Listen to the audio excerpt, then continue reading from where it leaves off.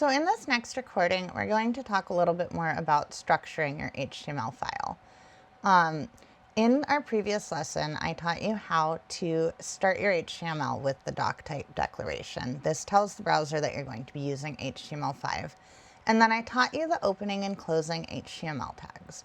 We also did a quick demonstration with our heading elements, or header elements. And so now we are going to move into some other structural information for your page. I'm going to start with the head element. So the head element contains content that is relevant not necessarily to the viewer of the page, but that's relevant to the browser. So this is information that the browser reads. It's information that search engines might read. It gives instructions for things that need to happen off the page. The head element is represented by a head tag.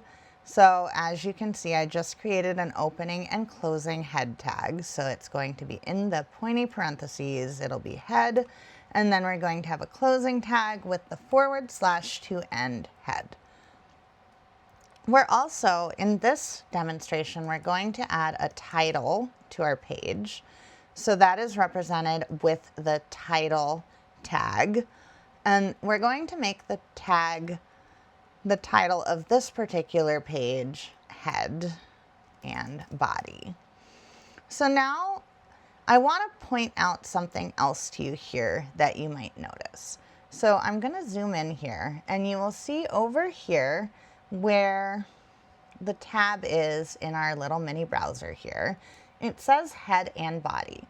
So the title element is going to fill in this information here. Search engines can read the title element. So when you're using when you're using a web browser and you see the content at the top of all of your tags, that content is always from the title element of the pages that you're visiting. The next element that we're going to create inside of our HTML is we're going to create our body. So the body is going to be all of the content of your page. And so in this case, we're going to open it with the body tag, and then we're going to close it with the / body. So this is how you set up your page to create your HTML.